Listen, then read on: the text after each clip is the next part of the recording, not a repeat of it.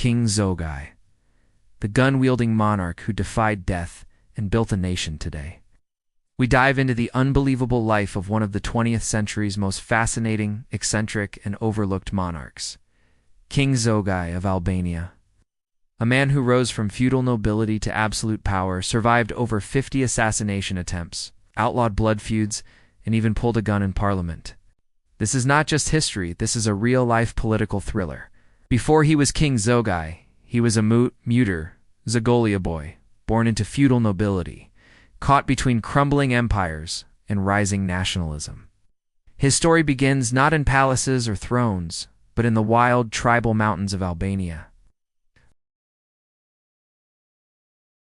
Early life in a tribal world. Born on October 8, 1895, in Burgajet Castle, in northern Albania.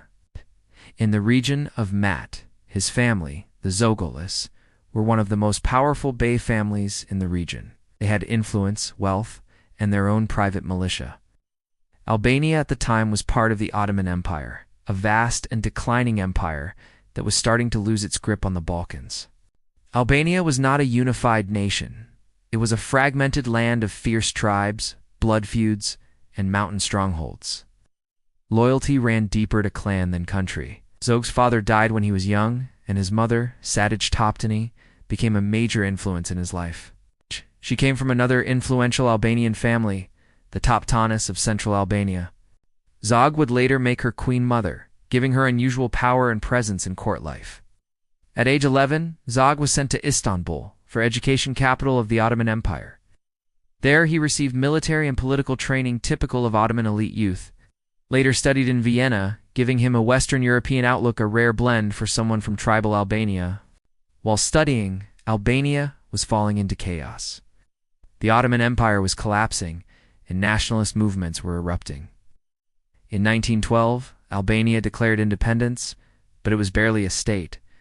Multiple factions vied for control: pro-Ottoman, loyalists, republicans, monarchists, and tribal warlords. Neighboring countries, Serbia, Greece, Italy, had territorial ambitions.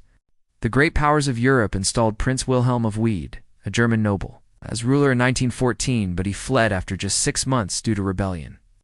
In 1912, Albania declared independence, but it was barely a state.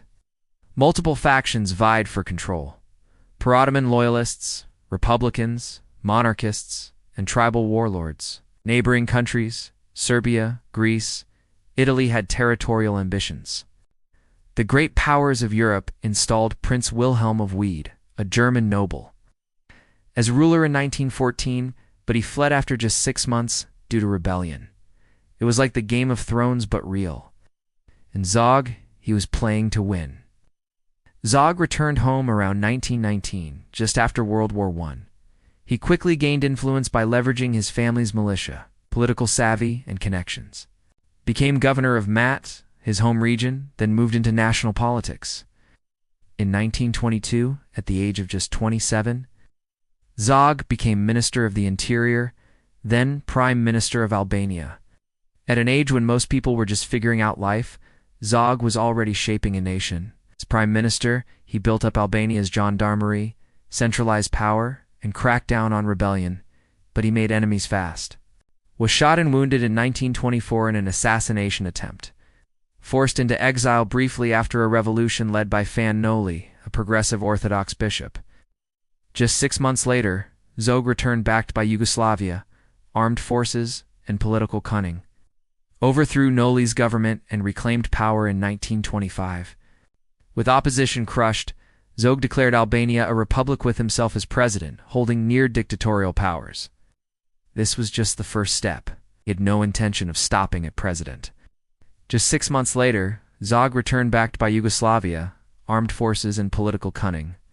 Overthrew Noli's government and reclaimed power in 1925. With opposition crushed, Zog declared Albania a republic with himself as president, holding near dictatorial powers. This was just the first step. He had no intention of stopping at president. In 1928, Zog took it further, abolished the republic, declared Albania a kingdom, and crowned himself King Zog, a first Muslim king in Europe in modern times, and the only one to self-appoint as monarch. changed his name from Zogoli to Zogu to Albanianize it. Unlike other monarchs, Zogi came from no royal dynasty. His rule was all self-made power. He wasn't born into royalty, he built it with sheer force of will. Banned traditional blood feuds, a major problem in Albanian society. This began modernizing reforms laws, education, economy, while maintaining iron control. King Zog survived over 50 assassination attempts, possibly more. The most famous was in Vienna, 1931. Gunmen opened fire outside an opera house. Zog drew his own pistol and returned Fire King with a gun. He carried a gun at all times. He even had guards taste his food. Most kings wield a scepter. Zog wielded a beretta. Albania remained isolated, economically dependent, and politically unstable. Zog's methods were authoritarian, yet nationalistic. Trouble with Italy. Zog's fall from the throne. Italy under Mussolini was growing aggressive. Zog tried to maintain independence while accepting aid. In 1939, Mussolini invaded Albania. Zog refused to become a puppet ruler. He fled the country with his wife and newborn son. Zog would rather walk away from a crown than bend the knee to a fascist. Italy annexed Albania. Zog lived in exile in Greece, Turkey, then France, and eventually Egypt and the UK. Exile and death, a king without a kingdom. Spent the rest of his life trying to reclaim his throne, including attempts after World War II. After the war, Albania became communist under Enver Hoxha, and Zog's monarchy was formally abolished. Zog lived in modest conditions in Paris and died in 1961. In 2012, his remains were returned to Albania for a state funeral. Though he died in exile, Albania brought him home, finally recognizing the man who once ruled them alone.